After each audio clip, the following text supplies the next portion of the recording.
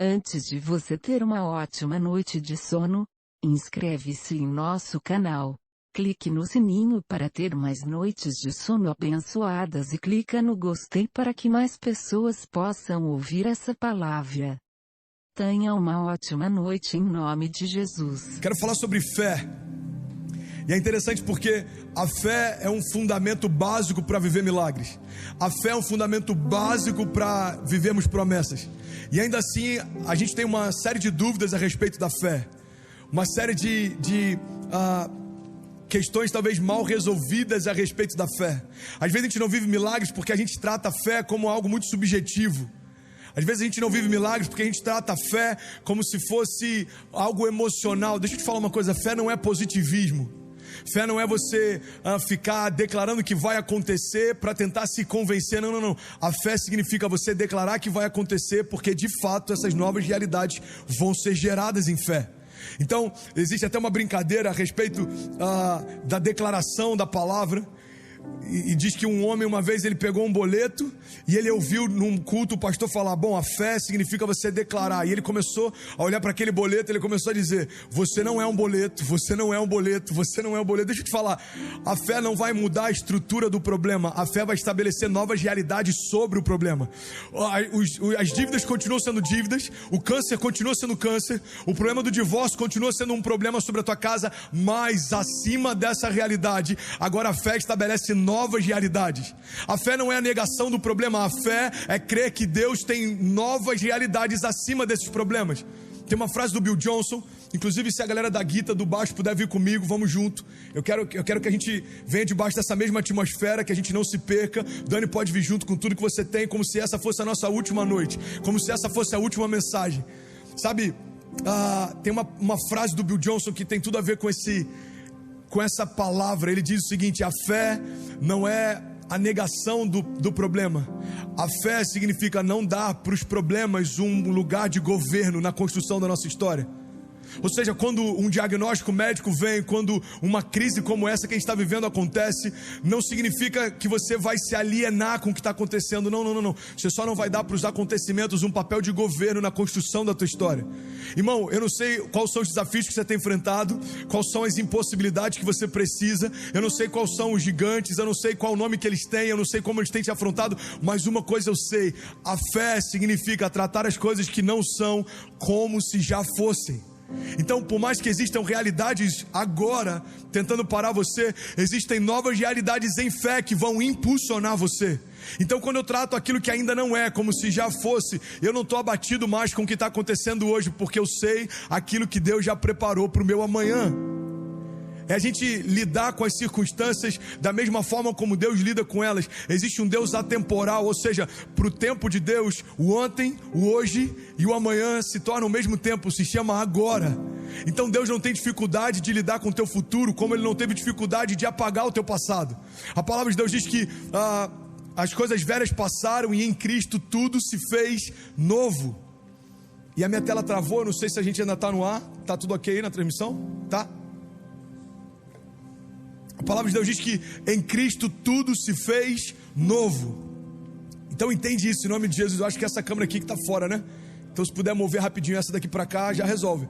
A palavra de Deus diz que em Cristo tudo se fez novo. Ou seja, Deus não teve nenhuma dificuldade em apagar o passado. E eu preciso que você entenda que o mesmo Deus que apagou o teu passado é o Deus que desenhou o teu futuro. Irmão, é tão poderoso quando a gente entende que o mesmo Deus que manifestou a redenção é o Deus que desenhou o meu futuro também. E é sobre essa perspectiva que eu quero te convidar a entender. A fé significa: eu não me movo pelo que os meus olhos veem, mas eu me movo por aquilo que Deus fala. Eu não me movo por aquilo que eu sinto, mas eu me movo por aquilo que Deus fala. Eu não me movo por aquilo que eu acho, mas eu me movo por aquilo que Deus fala. Eu não me movo por aquilo que eu conheço, mas eu me movo por aquilo que Deus fala. Por quê? Porque aquilo que eu sinto é enganoso. A palavra de Deus diz que o coração do homem é enganoso. Aquilo que eu acho é limitado. Eu conheço alguma coisa dentro dos 32 anos de vida que eu tenho, mas Deus conhece todas as coisas muito antes de eu existir. Então entenda isso. Quando eu começo a definir o que Deus pode, segundo as experiências que eu já tive, eu estou colocando Deus numa caixinha. Eu estou dizendo: olha, eu acredito que Deus pode fazer até aqui, porque eu já vi Deus fazendo até aqui. Irmão, eu vim aqui ressignificar algumas coisas com você. Deus pode todas as coisas. E sabe o que é mais poderoso? É o entendimento do que a palavra de Deus diz lá em Marcos: nós podemos também todas as coisas, se crermos. A palavra de Deus diz: olha, tudo é possível ao que crê. Tudo é possível ao que crê. Então, quando a palavra de Deus está dizendo que tudo é possível ao que crê, Deus está colocando um limite. Sabe qual é esse limite? As fronteiras da nossa fé. A fé não limita a Deus, e Deus não limita a fé. Então, quando Ele diz, olha, tudo é possível ao que crê, Ele está dizendo, até onde você conseguir crer, é até onde os milagres vão se manifestar. Jesus vai visitar a sua terra natal, e a Bíblia diz que quando Ele chega lá, Ele não pôde fazer muitos milagres. Irmão, não está dizendo que Jesus não quis, não está dizendo que Jesus não desejou, está dizendo que Ele foi impedido de fazer. A gente precisa fazer algumas perguntas para a palavra, porque são nessas perguntas que a gente faz que normalmente a gente tem as maiores revelações. Entenda isso em nome de Jesus. Eu lembro que a primeira vez que eu li isso, eu falei, uau, Jesus não pôde fazer milagres. Como algo é capaz de impedir o fluir de Deus? E aí a gente aprende um princípio. Esse princípio é: Deus vai agir na tua vida à medida em que você tem expectativas que Ele possa agir. Deus vai se revelar para você à medida da expectativa que você tem que Ele se revele.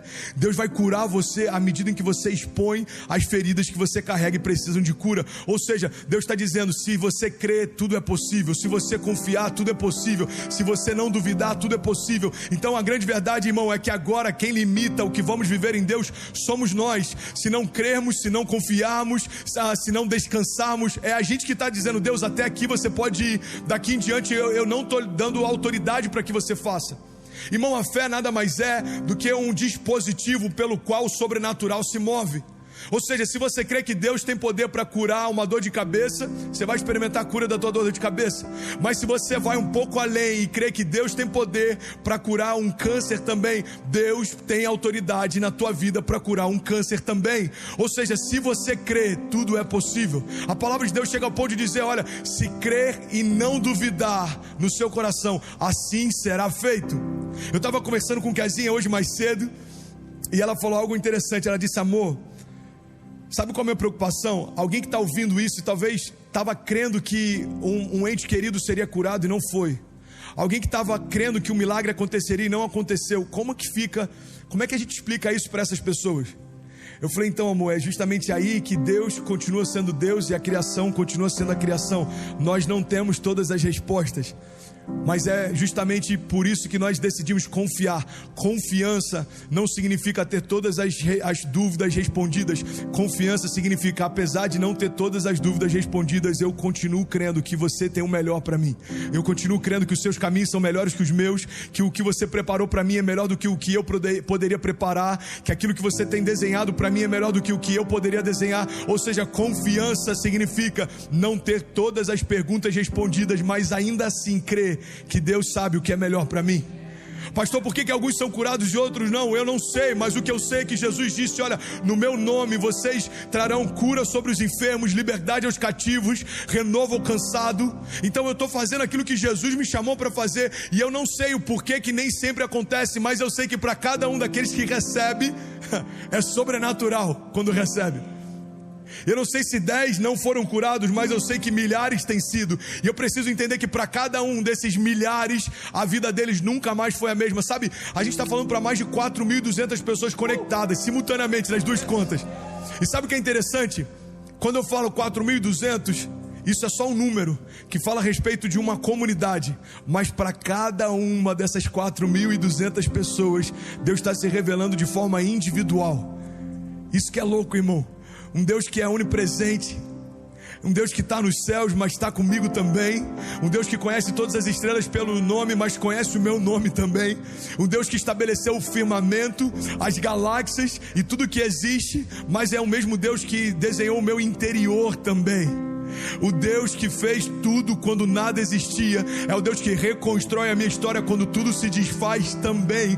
O Deus que disse haja quando havia apenas trevas, é um Deus que diz, haja mais uma vez, quando a minha história parece que não vai mais ter uma segunda chance. Entenda isso em nome de Jesus. Quando a gente fala de renovo, a gente está falando de fazer novo de novo. Ou seja, o renovo que o Evangelho propõe, o renovo que a fé propõe, o renovo que o milagre propõe, significa Deus fazer mais uma vez aquilo que Ele fez desde o princípio. É por isso que a fé é uma convicção do Deus que me gerou quando nada existia, é o mesmo Deus que vai me restaurar, mesmo que eu venha me quebrar. O Deus que me criou quando nada existia, é o mesmo Deus que vai criar novas realidades quando eu estiver diante de desafios. O Deus que me manteve de pé quando os inimigos tentaram me abater, é o mesmo Deus que vai me pegar pelas mãos e vai me colocar de pé novamente, mesmo que algum deles tente me derrubar. O mesmo Deus que me manteve em secreto no ventre da minha mãe e por 9 meses ministrava palavras de vida, é o mesmo Deus que continua ministrando palavras de vida enquanto eu estou guardado nele, escondido nele, refugiado nele. Sabe, a grande verdade, cara, é que o que nos traz paz em meio às circunstâncias é a certeza de que Deus não mudou. A palavra de Deus chega ao ponto de dizer: olha, se Ele entregou o seu único filho por nós, não nos dará também de graça todas as demais coisas? A palavra está dizendo, sabe, Deus não precisa te provar mais nada, Ele foi até o final por você. Então qual é a dúvida que você tem a respeito do quanto Deus te ama? Ele entregou o que Ele tinha de melhor para você. Você tem dúvida que Ele tem prazer em vencer seus gigantes também? Você tem dúvida se há nele prazer em suprir tua necessidade? Você tem dúvida se há nele prazer em envergonhar tua doença? Ei, irmão, entenda isso. Deus já deixou claro na cruz o que Ele pensa a respeito das doenças e enfermidades. Se existia alguma dúvida na criação a respeito de como Deus enxerga as doenças, ficou muito claro na cruz. Isaías 53 é uma das palavras que eu mais declaro. Certamente Jesus levou sobre si as nossas doenças e enfermidades, e o castigo que nos trouxe a paz estava sobre Ele, e pelas suas pisaduras nós fomos sarados. Se havia alguma dúvida em relação a se Deus se preocupa com aquilo que é importante para nós, ficou muito claro em Filipenses 4,19. Paulo está dizendo: olha, o meu Deus suprirá todas as necessidades de vocês segundo as suas riquezas em glória. Se existia alguma dúvida a respeito de proteção de Deus em meio aos nossos gigantes, ficou muito claro em vários salmos. Podem 1000 cair ao meu lado, 10.000 à minha direita, e eu não serei atingido. Em outro momento o salmista diz: olha, mesmo que eu ande por um vale de sombra e morte, mal nenhum eu temerei, porque o Senhor está comigo. A tua vara e o teu cajado me consolam. Ele me leva a pastos verdejantes, Ele me guia em águas tranquilas. Ei, Ele chega ao ponto de preparar uma mesa na presença dos meus inimigos, e Ele me honra, ungindo a minha cabeça com óleo, e o meu cálice faz transbordar. Cara, olha para mim, em nome de Jesus, eu tenho uma palavra de vida para você. E por mais que sejam fundamentos básicos, é justamente no básico que muitas vezes a gente se perde. Falar de fé, falar do básico da nossa caminhada. Falar de fé, falar do básico da nossa jornada cristã. Mas a grande verdade, irmão, é que às vezes a gente começa a ressignificar o que Deus pode fazer segundo aquilo que a gente já experimentou em Deus. Ei, deixa eu te falar uma coisa: não diminua as suas expectativas, aumente a sua fé. Não se contente com o que tem acontecido. Você não foi chamado por Deus para perceber o que está acontecendo. Você foi chamado por Deus para desenhar o que vai acontecer. Esse é o comissionamento da igreja. Esse é o sentido de voz profética. O que a voz profética faz? Você quer um exemplo claro? Aquele encontro entre o profeta e o vale de ossos secos. Quando Deus fala para ele: ei, profeta, esse vale de ossos secos por acaso pode voltar a viver? A Bíblia diz que eles estavam secos, muito secos, e em outras versões sequíssimos, ressecados. Ou seja, a palavra está deixando claro, não era apenas um vale de ossos secos, mas eles estavam secos há muito tempo. Sabe qual é a primeira constatação do profeta? Ele percebe o que está acontecendo. Mas sabe qual é o segundo passo de fé que Deus propõe para ele? Ele estabelecer o que vai acontecer. Então você pode parar no primeiro nível, em que você percebe o que está ao teu redor, ou você pode avançar um nível a mais e você estabelecer o que vai acontecer ao teu redor. Ei, primeiro nível de fé, constatação. Mas o próximo nível que Deus tem para nós, declaração. Declara o que vai acontecer. Abre a tua boca e profetiza. Libera a palavra de vida. A palavra de Deus diz que o profeta liberou a palavra que ouviu de Deus, e então os ossos começaram a se unir, ossos com ossos, juntas com juntas, medulas com medulas. Começou a ser formado carne em torno dos ossos, começou a ser formado pele em torno da carne. Sabe o que acontece? Aquele exército de homens começou a ser gerado diante dos olhos do profeta. E sabe qual é o princípio que a gente aprende com isso? Quando eu creio mesmo sem ver, os meus olhos verão. Quando eu creio mesmo sem ver, os meus olhos verão. Irmão, eu creio que no meio do que a gente está vivendo existe uma oportunidade de colocarmos algumas coisas no lugar. A grande verdade é que tem muita gente que ao longo das crises colocou o seu olhar como o Senhor da sua história. Então você olha para o que está acontecendo e os seus olhos dizem se é possível ou não chegar até lá. Mas deixa eu te lembrar de uma coisa: antes dos teus olhos serem formados, o Deus que formou você já existia. Antes dos seus olhos saberem o que é real ou não, o Deus que criou todas as realidades antes delas serem estabelecidas já existia. Então o convite de Deus para nós é: que tal você parar de se mover por aquilo que vê e começar a se mover por aquilo que eu falo? A sua visão é limitada, o seu conhecimento é limitado, as suas sensações são enganosas, o teu coração é enganoso. Ei, Deus está falando: aquietai-vos e sabei que eu sou Deus. Continuo sendo Deus, continuo governando, continuo dando a última palavra, continuo tendo controle, continuo tendo governo, continuo gerando milagres, continuo honrando a fé dos meus pequeninos, porque para Deus não importa o tamanho que você tem diante dos homens, mas a porção de fé que você tem diante de Deus. Você pode ser extremamente simples e ainda assim ter uma vida extremamente próspera. Por quê? Porque Deus não vê como o homem vê. Sabe, o que eu acho incrível na fé é que a fé não se move de acordo com a patente que você tem, a condição financeira que você tem, não se move de acordo com o status que você tem, não se move de acordo com a casa que você mora, a geografia que você está plantada. Sabe, a fé só leva em consideração uma coisa: se você crê e não duvida. Ponto. Tudo é possível ao que crê. Tudo é possível ao que crê. Você que está conectado com a gente agora, a gente tem mais de 4.700 pessoas conectadas entre as nossas duas contas. Eu quero te falar algo, guarda isso para sempre, em nome de Jesus. Tudo que você vai viver a partir daqui tem a ver com como você vai se posicionar em Deus a partir de agora. O que vai determinar o que você vai viver, irmão, não é o lugar onde você está, mas é o lugar onde você se esconde. Você pode estar no lugar mais próspero, você pode estar como aqui, por exemplo, eu pastorei nos Estados Unidos, pessoas que na terra dos sonhos perderam a capacidade de sonhar, pessoas que vieram para cá para viver o sonho e encontraram uma depressão no meio do caminho, pessoas que vieram para cá para dar qualidade de vida para sua família e encontraram um divórcio no meio do caminho. E deixa eu te falar, não é a geografia que garante o teu futuro, não é a política, não é a economia, não é o sistema, não é o governo, não são os tempos ao teu redor, mas é a realidade dentro de você. Irmão, José dentro de um cativeiro exercia governo, José dentro do palácio exercia governo, José enquanto ainda menino diante dos seus irmãos exercia governo, José na casa de Potifar exercia governo. Entenda isso em nome de Jesus. Quem sabe quem é não se move de acordo com as circunstâncias que está, mas de acordo com a identidade que tem. José exerceu o governo em qualquer etapa da sua história. E a minha pergunta para você é: ei, quem Deus diz que você é? Talvez para alguns Deus já te chamou de sonhador.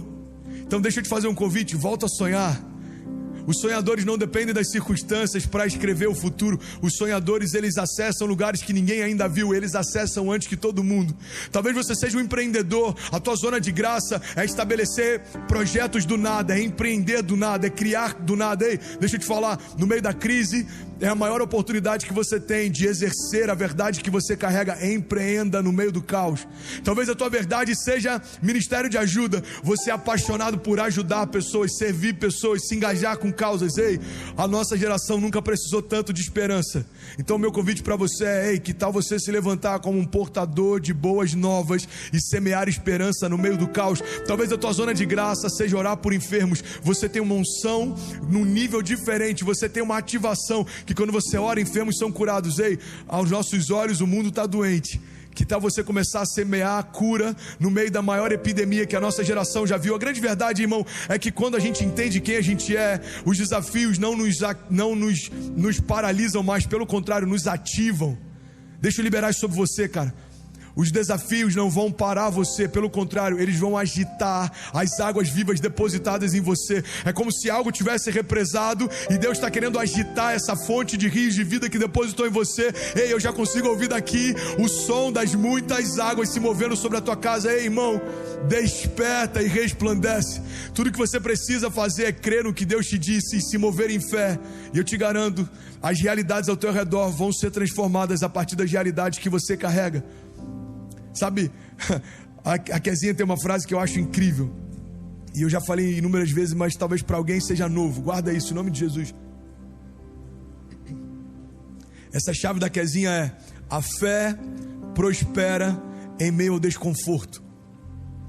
A fé prospera em meio ao desconforto. Você já deve ter conhecido alguém que, quando está tudo difícil, parece que essa pessoa se torna mais forte. Não sei se você já viu isso. Eu tenho uma característica. Minha característica é o seguinte: em momentos de crise, a minha adrenalina me deixa mais calmo. Eu já capotei quando eu tinha, 19 anos e eu lembro que foi surreal o que aconteceu. Eu estava no acostamento, dormi, quando acordei, o meu carro estava capotando, eu parei do outro lado do acostamento. Eu atravessei todas as pistas, tinha uma van da Elma Chips passando e tinha um Mercedes classe A, eu nunca me esqueço disso. Os carros pararam e aí o carro teve perda total, o teto afundou. Cara, foi um livramento surreal. Eu lembro que vieram 2 ambulâncias, só que eu estava a caminho de um evangelismo num bairro chamado Jacaré, lá em Cabo Frio. Se tem alguém de Cabo Frio aí no chat, já se pronuncia. Eu lembro que quando a van chegou, eu falei, eu não quero atendimento, eu estou indo para um projeto social, eu preciso chegar lá, eu estou atrasado. Aí o cara falou, não, você tem que ter atendimento, você pode estar com alguma hemorragia, você pode ter sofrido alguma fratura. Eu falei, não, eu não vou, eu preciso estar no projeto social, eu estou liderando esse evangelismo. Aí os caras me deram um termo para que eu assinasse, dizendo, olha, eu estou assinando, declarando que eu tenho total consciência de que se qualquer coisa acontecer, a responsabilidade é minha. Eu falei, tá bom, me dá aqui. Eu assinei, liguei para o meu pastor na época, eu falei, pastor, eu vou chegar um pouco atrasado, se você puder me buscar, eu estou no meio da Via Lagos, o meu carro capotou. E para resumir a história, irmão, eu botei o meu carro na prancha e segui carona com ele, e a gente foi até aquele evangelismo. A gente orou por pessoas, algumas foram curadas, algumas aceitaram Jesus, algumas foram renovadas, e ali eu percebi algo. A minha forma de fluir em meio a momentos de crise é experimentar calma. Tem pessoas que no meio de crise travam, tem pessoas que no meio da crise sonham, tem pessoas que no meio da crise se tornam como leões, tem pessoas que no meio da crise são ainda mais corajosas, tem pessoas que no meio da crise são ativadas. Eu não sei como você reagir em meio às crises, mas uma coisa eu sei: se você fizer do Senhor a tua confiança no meio de toda estação de crise, a tua fé vai prosperar. É como Daniel no meio da cova dos leões, é como aqueles homens dentro de uma fornalha ardente, é como os heróis da fé em meio aos desafios que viveram, como Abraão saindo do meio da terra dele, do meio da parentela, indo para um lugar desconhecido que Deus mostrou. É como Davi enfrentando um gigante infinitamente maior do que ele. É como José mesmo na cova continuava nutrindo os sonhos que recebeu de Deus. É como Moisés diante de um mar fechado. É como Noé diante de um dilúvio. Ei, entenda isso: todo herói da fé foi forjado em meio a circunstâncias adversas. Nós não estaríamos falando deles milhares de anos depois se a história que eles viveram com Deus não diz respeito a recomeçar depois de tudo ser destruído. Cara, guarda isso em nome de Jesus. A fé significa Deus fazendo de novo. A fé significa Deus continuando a escrever, mesmo quando os nossos inimigos tentam botar um ponto final na nossa história. A fé significa que o Deus que fez quando nada existia vai fazer mais uma vez, mesmo que tudo pareça desmoronar. Ei, guarda isso em nome de Jesus, irmão. Não importa se o mundo que você conhecia parece que está em ruínas. Eu estou falando de sentimentos, emoções, pensamentos, estruturas, finanças. Eu estou falando do que for que você considerava como uma base segura. Não importa se aos teus olhos isso desmoronou. O convite de Deus é: que tal pegar cada uma dessas ruínas e usar como matéria-prima na reconstrução da tua história? A gente pega ali o livro de Esdras. O livro de Esdras, lá no capítulo 3, se eu não me engano, diz que o povo está voltando do exílio, eles estão voltando do cativeiro. As casas que eles tinham estão completamente destruídas, os templos destruídos, as famílias destruídas. Ei, guarda isso, cara. Quando o povo volta do cativeiro, o mundo que eles conheciam não existia mais. Mas sabe qual é a primeira coisa que eles fazem? A palavra de Deus diz que os jovens sacerdotes começam a restaurar o altar e começam a oferecer sacrifícios de louvor e de gratidão. Eles estão ensinando para a gente um princípio: não importa o estado das paredes ao teu redor, o que vai definir o teu destino é o estado dos teus altares. Guarda isso em nome de Jesus. Se o altar for a primeira parte da reconstrução da tua história, você não vai ter dificuldade em reconstruir todo o restante. O problema é que às vezes a gente quer começar por aquilo que é exterior, porque a gente está preocupado em mostrar para quem não precisa aquilo que a gente não é. Só que Deus está dizendo: ei, ao invés de você se preocupar com o que os homens veem, Deixa eu reconstruir num lugar onde ninguém tem acesso. Deixa eu começar em você aquilo que vai fluir a partir de você. Evangelho é mudança de dentro para fora. Evangelho é transformação de dentro para fora. Evangelho é Deus cessando as tempestades dentro de nós, para nos dar autoridade para cessar as tempestades ao nosso redor. Evangelho é Deus vencendo os gigantes dentro de nós, para que nós possamos nos levantar com autoridade para vencer os gigantes ao nosso redor. Ei, eu não sei o que tem tentado parar você por dentro, mas uma coisa eu sei: se você permitir que em meio a toda essa circunstância, a fé que Deus depositou em você prospere, eu te garanto, a tua vida nunca mais vai ser a mesma.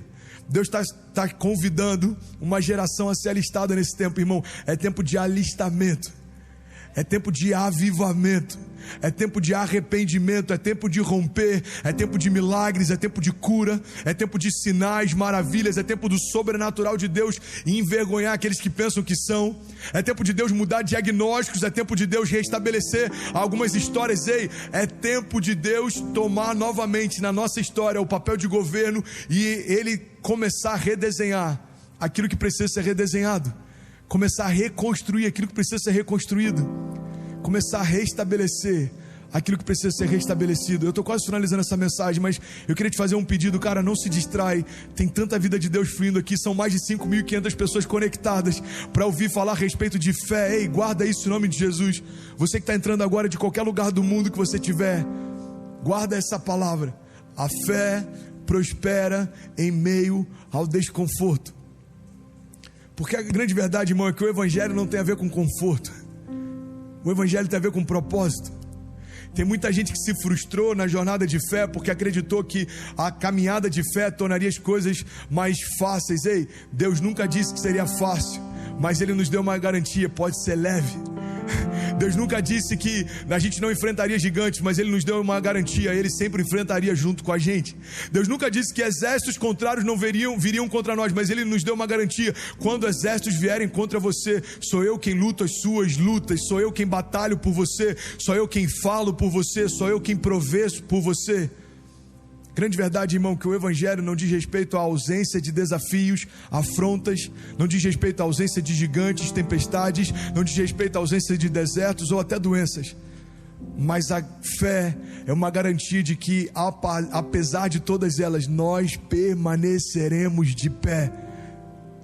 Eu conversei um pouco com o Kezinha hoje à tarde e ela apontou algumas coisas que podem ser, é coração de mãe, não tem jeito. A preocupação dela é amor, mas e se alguém entender assim, amor? E para alguém que não tenha um firme fundamento na fé, não pode achar que isso é positivismo. Eu falei, tá bom, amor, eu vou falar um pouco melhor sobre isso.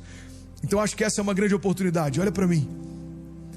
Declarar palavras em fé não significa ser positivista, achando que vai acontecer porque você está repetindo um jargão. Não. Declarar palavras em fé significa que você está se movendo da mesma forma que o teu pai se moveu quando o mundo estava em trevas e vazio. Por que existe poder na palavra? Porque é a dinâmica que Deus estabeleceu para criar realidades. Olha o que a palavra de Deus diz. Vamos junto, irmão. Eu preciso finalizar aqui, mas de verdade tem vida de Deus fluindo aqui. Guarda isso. A palavra de Deus diz lá em Gênesis: a terra era sem forma e vazia, e havia trevas, e o Espírito de Deus pairava sobre a face das águas, e disse Deus: haja. Você sabe qual é o primeiro momento em que a criação começa a ter conhecimento a respeito de quem Deus é? Quando Deus se revela através da palavra. No 6º dia, Deus cria o homem. Até o 5º dia, a gente não tinha ideia de quem Deus era. Por quê? Porque a gente ainda não existia. Então, qual é o primeiro contato que a gente tem com um Deus Criador? É através da sua palavra. Disse Deus: façamos então o homem à nossa imagem e semelhança. Guarda isso. É como se Deus estivesse ensinando pra gente: ei, todas as vezes que o teu mundo estivesse sem forma e vazio, faz do mesmo jeito que eu te fiz. Libera a palavra e os mundos serão construídos ao teu redor. Libera a palavra e exércitos serão levantados diante de você. Libera a palavra e muralhas cairão. Libera a palavra e mar vai se abrir. Libera a palavra e você pode andar sobre as águas. Irmão, deixa eu falar uma coisa, não sei se você percebeu, mas aconteceu algo surreal quando Pedro andou sobre as águas. Você vai falar: eu sei, pastor, ele andou sobre as águas. Não. Aconteceu algo além disso. Eu não sei se você já percebeu. Pedro fez muito mais do que andar sobre as águas. Pedro andou sobre a palavra.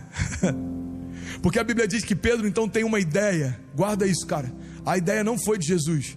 Não foi Jesus que chegou no meio da tempestade e falou: ei Pedro, vem aqui para todo mundo ver que sou eu. Vem aqui, Pedro, para você experimentar o que eu estou experimentando. Não. A ideia partiu de Pedro. O princípio que Deus está ensinando para a gente é: tem milagres que você só não vai viver se você não pedir para mim para que eu faça. Ei, Pedro andou sobre as águas, mas todos os outros permaneceram no barco. A minha pergunta é: quando as tempestades vêm, quem é você? Aquele que prefere a segurança do barco ou aquele que prefere caminhar sobre as águas com Jesus? Não importa a altura das ondas, a força dos ventos, não importa o quão intimidador podem ser os cenários, irmão, é muito melhor caminhar sobre as águas com Jesus do que permanecer no barco sem Ele. A grande verdade é que o lugar mais seguro que você pode estar é correndo riscos com Deus. O lugar mais seguro que você pode estar é enfrentando leões com Deus, é no meio da fornalha ardente com Deus, porque qual é a minha garantia? Deus estará comigo todos os dias da minha vida, até o fim das estações, até o final, até tudo isso que existe não existir, Ele estará comigo. Então essa é a minha garantia, esse é a minha convicção. Guarda esse nome de Jesus.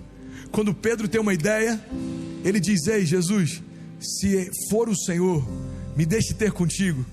E aí acontece um milagre. Eu estou finalizando aqui, tem quase 6.000 pessoas conectadas, e eu creio que a gente vai receber testemunhos ao longo do ano de milagres que Deus vai estabelecer a partir de agora. Guarda isso, irmão. Jesus fala: ei Pedro, então vem. Quando Jesus diz: Pedro, vem, Jesus liberou uma palavra que construiu um caminho sobrenatural. Irmão, quando Pedro coloca o primeiro pé sobre as águas, Pedro também colocou pela primeira vez o pé sobre uma palavra. A palavra que Deus liberou criou um caminho onde não existia. A palavra que Jesus liberou criou um caminho onde não existia. É por isso que a gente fez uma série inteira falando sobre o Waymaker, um Deus que constrói caminhos. Você está no deserto, Ele vai construir um caminho no deserto para te encontrar. Você está na tempestade, Ele vai construir um caminho sobre as águas para te encontrar. Não importa qual é o cenário que você está, Ele sempre vai construir um caminho para chegar até você. Então entenda, quando Jesus libera a palavra, Jesus constrói um caminho. Guarda isso, irmão. Todas as vezes que Jesus libera uma palavra, Jesus constrói um caminho.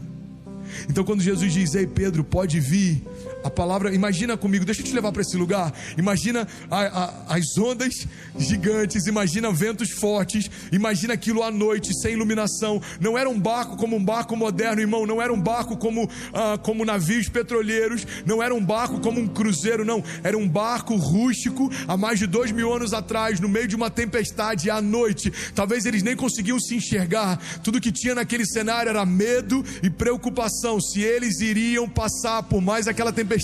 No meio desse cenário, Pedro então coloca o pé sobre a palavra. E sabe o que ele experimenta ali pela primeira vez? Ele experimenta uma realidade. Quando Deus fala, um caminho é gerado. Quando Deus fala, algo acontece. Quando Deus fala, o sobrenatural se torna um novo natural. Quando Deus fala, a lógica é envergonhada. Quando Deus fala, o sentido não entra mais na história. Ei, não precisa fazer sentido se Deus te prometeu. Não precisa fazer lógica se Deus te prometeu. Não precisa fechar conta se Deus te prometeu. Ei, Deus está te falando: eu não te chamei para viver por aquilo que faz sentido. Eu te chamei para viver segundo aquilo que eu falo. O Deus que estabeleceu a gravidade é o Deus que envergonha a gravidade também.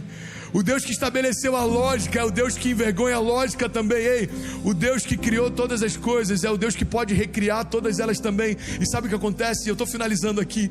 No momento em que Pedro olha para a lógica, Pedro deixa de viver o milagre. E esse é o ponto que eu quero compartilhar com você. A gente está no meio de uma estação que a gente vai precisar escolher. Você quer caminhar por lógica ou você quer romper em fé? Você quer caminhar por lógica ou você quer romper em fé? Eu quero orar com você, eu quero te fazer um convite.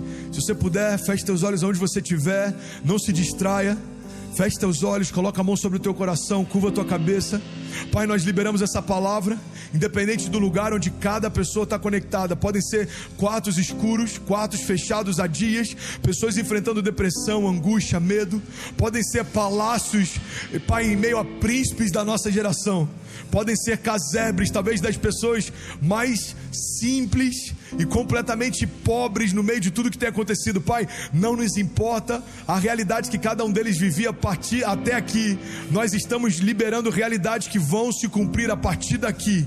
Nós declaramos sobre o cansado renovo, sobre o abatido, Pai, nós declaramos força, nós declaramos sobre os enfermos cura, nós declaramos sobre o cativo liberdade, nós declaramos sobre aqueles que estavam confusos destinos sendo liberados, nós declaramos sobre aqueles que viviam em meio a um ambiente de medo coragem, ousadia. O Senhor não nos deu o espírito de medo, mas de poder, amor e equilíbrio. Nós declaramos sobre aqueles que estavam confusos, Pai, agora a Tua palavra trazendo ordem sobre todas as coisas. Nós declaramos, Jesus, sobre famílias que estavam em meio a um caos, o governo de Deus estabelecendo a paz, paz que excede todo entendimento.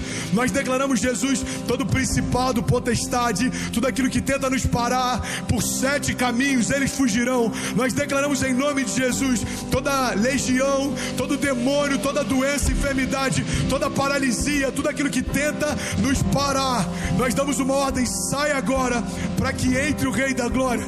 Levantai, ó portais eternos, as suas cabeças. Levantai, ó portais eternos, as suas cabeças, para que entre o Rei da Glória.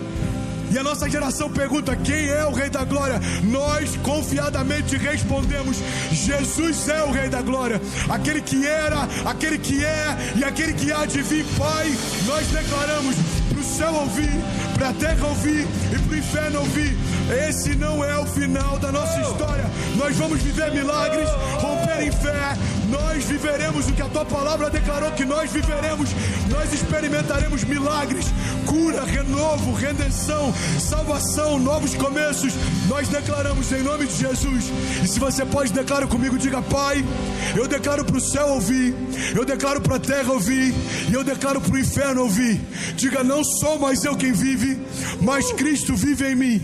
E a partir de hoje eu vou viver o maior romper da minha história em nome de Jesus. Diga: a partir de hoje os meus olhos verão o cumprimento de cada promessa que o Senhor me fez, em nome de Jesus. Amém, amém.